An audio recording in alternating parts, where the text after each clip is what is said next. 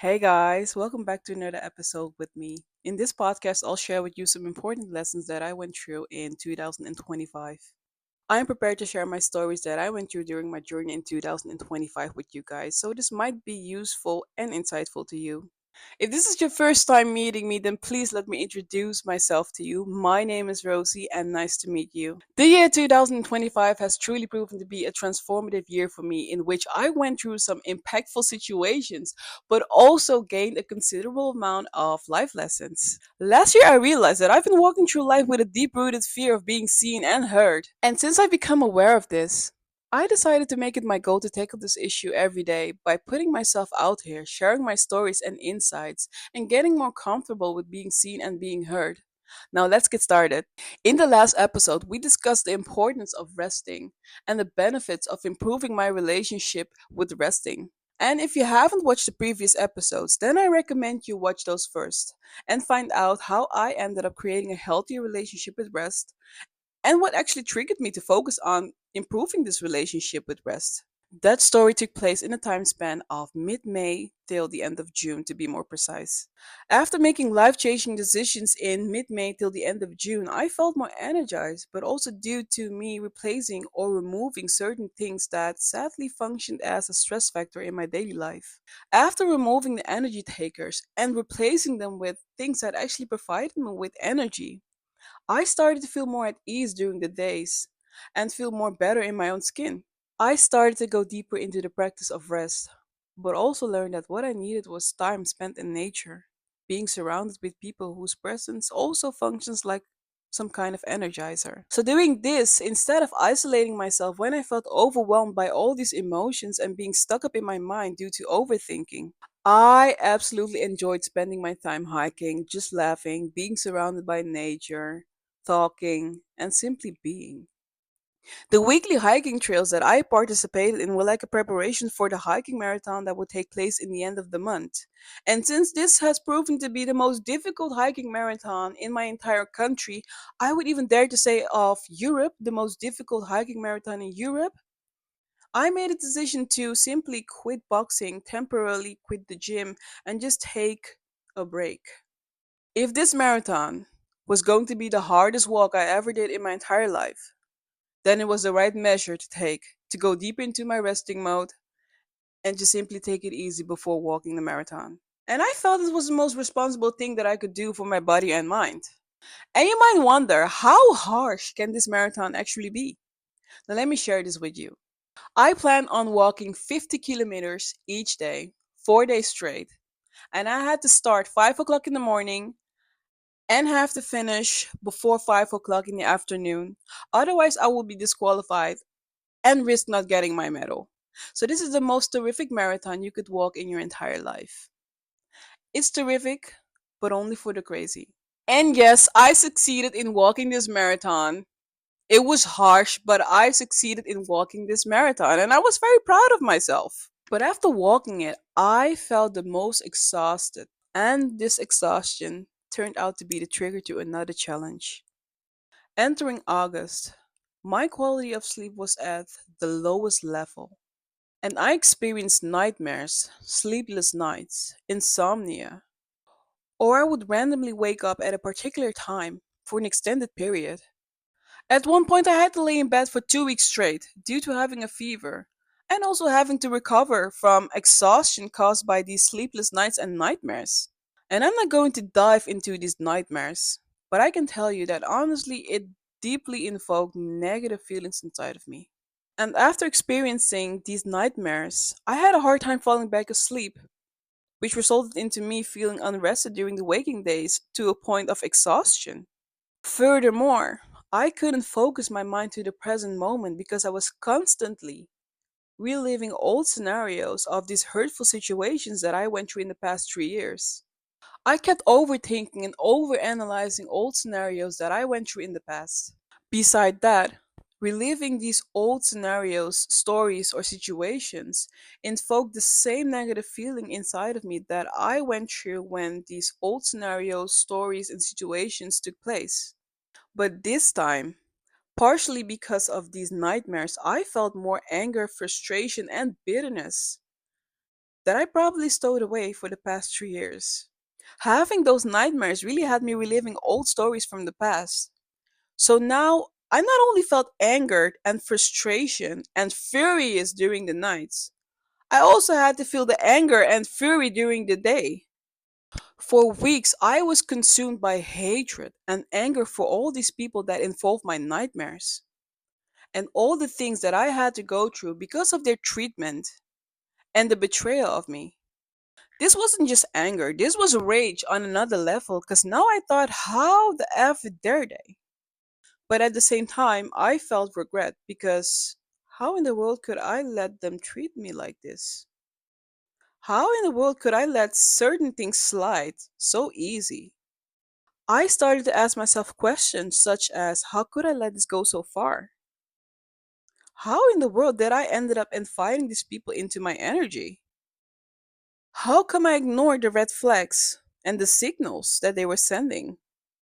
And how come I gave so much grace to these people? How come I attracted these people? And how come I ignored my gut feeling, my instincts? How did I let it go so far to make it so easy for people to cross my boundaries? This was intense. Not only did I feel anger towards particular people, but I also felt disappointment and frustration towards myself. There was something that I had to admit to myself, and that was that I deeply desired for revenge. I thought if I ever meet this person, I'm going to humiliate them the same way as they did to me. And for a long time, I enjoyed these thoughts and imaginations of revenge. But the downside of imagining revenge for the people that got away with what they did and reliving the same old feelings, the same old emotions is so exhausting and draining. And unfortunately, I started to feel the impact of hatred, bitterness, and the need for revenge. And if you ask me, these emotions are the most energy siphoning emotions that exist. I really had to ask myself, where do all these nightmares come from? What are they trying to tell me? Because I'm a firm believer of the unconscious mind that tries to make us become aware of the unresolved problems that we're carrying with us throughout our lives. You can shy away from your feelings, hide your feelings, ignore your feelings actively, but the unconscious mind always finds a way to make those feelings come to the surface. And to me, it felt like a signal to finally confront the feelings that I've been hiding for so long.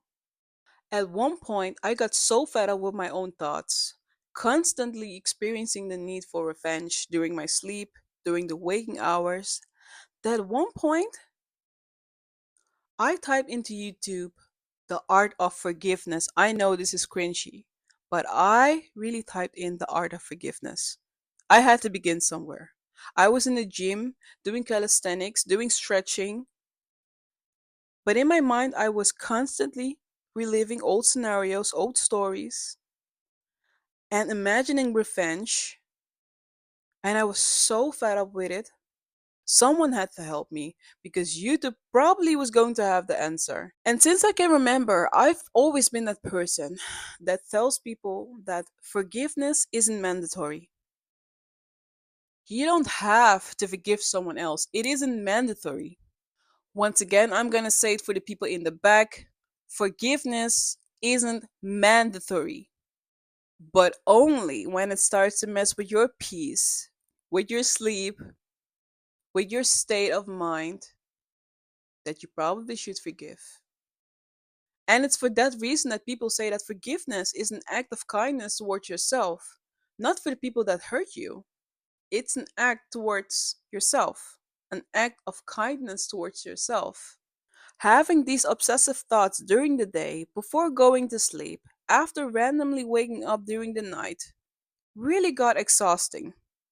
After typing into YouTube the art of forgiveness, I stumbled upon a very short but deep TED talk of a young lady that explains to the public what it took for her to finally forgive the person that unalived her family. This TED Talk was deeply emotional and sent such an impactful message to me. And this sparked the beginning of a journey of healing and personal growth that I did not expect to happen. Afterwards, I went deeper into Buddhism and learned profound lessons such as the concept of forgiveness, karma, wholesome thoughts, and unwholesome thoughts, the importance of a positive state of mind, and your intentions and actions that we take during the day. Besides that, I discovered the importance of living in the present moment with your body and mind.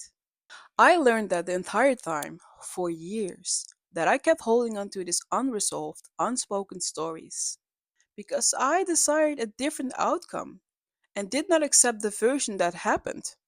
I repeated the same stories all over again, looking for answers, looking for signs, explaining the why.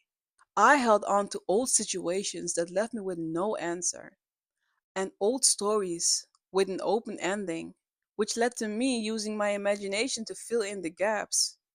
Furthermore, I had to admit to myself that I let my ego get in the way of closing off old chapters that should have been closed back then.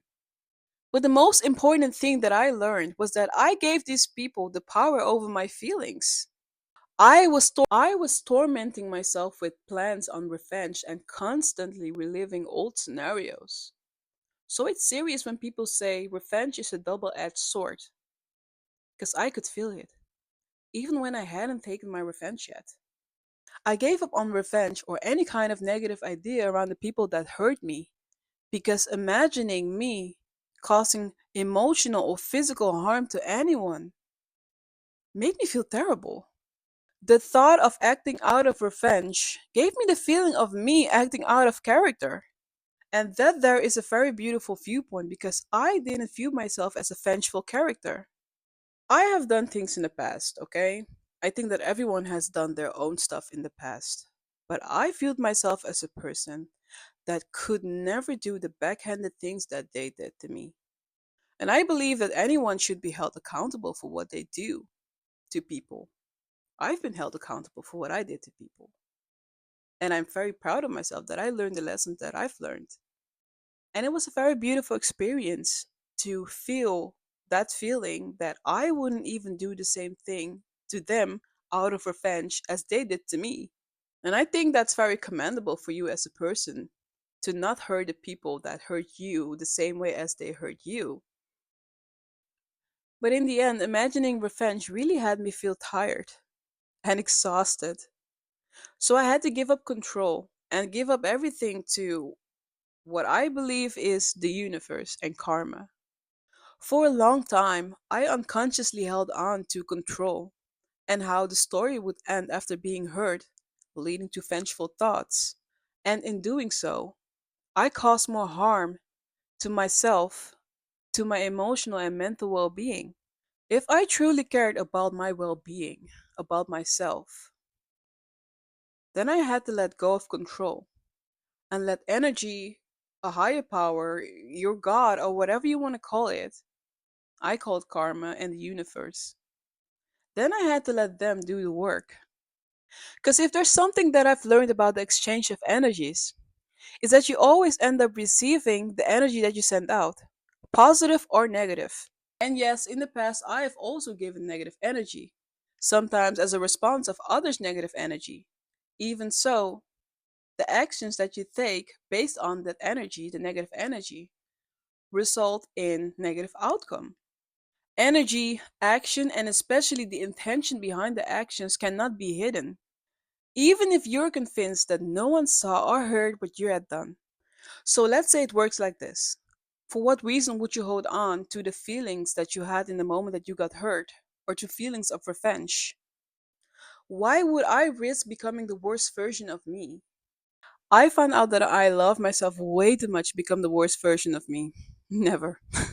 If I had to sacrifice myself to hurt other people just like they hurt me, simply to feel temporarily joy, I'd rather not. I'd rather let it go, hand it over to someone or something else, while I'll keep my peace of mind and my sanity. So I sat down And I wrote down everything that I had in mind, everything that I felt. I journaled my way out of my feelings and I wrote letters of forgiveness to the people that hurt me, up to a point that I could finally say, I forgive you. And I don't feel negative emotions when I think about you. Because forgiveness isn't something you just do like that. It's a process, it's an action that you do every day. It's an active action that you take every day to forgive the people that hurt you until you reach the point that you feel neutral when you think about the people that hurt you. That's what I feel, at least. In doing this, I took back my energy and I finally managed to move on with my life. This practice really helped me to reach a state in which I could continue with my daily life without feeling bothered by negative thoughts or feelings that made me feel sad. Also, by focusing my mind and body in the present, I could finally see the things around me as they were. I could finally see my own accomplishments. And this all leads to the concept of gratefulness, because there's a profound wisdom in being grateful for all the things that you went through in your life, all the things that have brought you to the point where you are right now. All the things that have hurt you have also taught you major life lessons that have shaped you into the person that you are right now. And yes, there are many instances in which the damage that has been inflicted on us has also left permanent scars on us. Things that have literally altered our entire body, especially our brain. But I'm convinced that there are certain experiences that are truly there for our growth, our personal growth. It's due to those experiences in which I hold myself partly accountable, for example, actively ignoring the signals, the red flags, my gut feeling, that I've become the person that I am at the moment. Someone that trusts her instinct, her gut feeling, and won't repeat the same storyline. And for this entire transformation, this new me, I have those experiences and those people to thank for. I'm sharing the story with you guys, and that is to question whether you're prepared to sacrifice your well being, your sanity, your peace of mind for the need to control or participate in the downfall of your enemies. If everyone receives the energy that they put out in the world, and in the process bring damage to the people that are around them, you're assured that they have to go through certain situations for them to learn the lessons that they have to learn to progress and to grow and learn the lessons that they never should have treated anyone like they've treated you before. And this without dirtying your hands in the process. That's it for today, guys. Thank you very much for joining me in another episode, and I hope I've shared some insightful stories with you guys. If you align with my story or you want to share your perspective on the matter, then please drop your comment in the comment section below. I hope to see you in the next episode. Thank you very much, guys. Bye.